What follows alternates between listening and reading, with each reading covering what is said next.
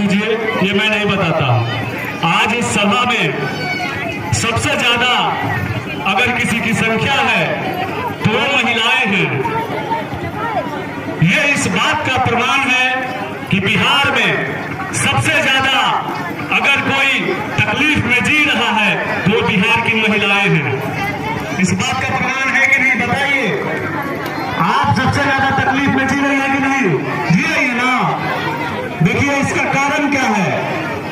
इसका कारण है कि बिहार में ये नहीं बताते हैं, हम ये बताते हैं कि वोट कैसे देना है जिससे कि आप अपनी गरीबी से निकल सके और आपका तकलीफ दूर हो सके, वो बताते हैं।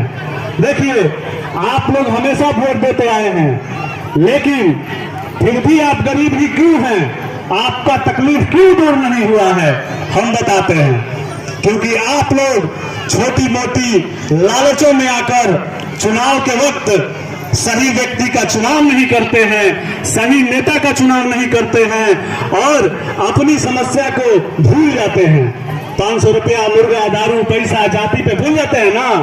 देखिए आपसे चालाक, आपसे समझदार आपके बच्चे हैं।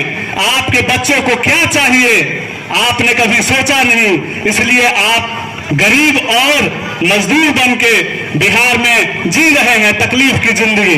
देखिए इतना सारा बच्चा है, सभी बच्चा के सामने आप लोगों का आंख खोल देंगे, एक छोटा सा जादू दिखाएंगे और आप सबका आंख खुल जाएगा कि आपने क्या गलती किया है जिसके कारण आज तक आप लोग गरीबी और इस बदहाली में जी रहे हैं।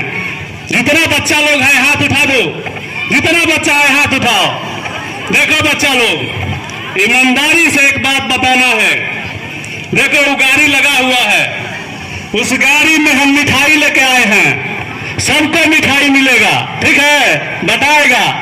लेकिन ईमानदारी से अपने माता पिता के आंखों के सामने बताना है कि आप सबको मिठाई चाहिए कि पढ़ाई। जोर से, फिर से, मिठाई चाहिए कि पढ़ाई? मिठाई चाहिए कि पढ़ाई? देखिए इन बच्चों को इतनी समझ है कि इनको मिठाई नहीं पढ़ाई चाहिए।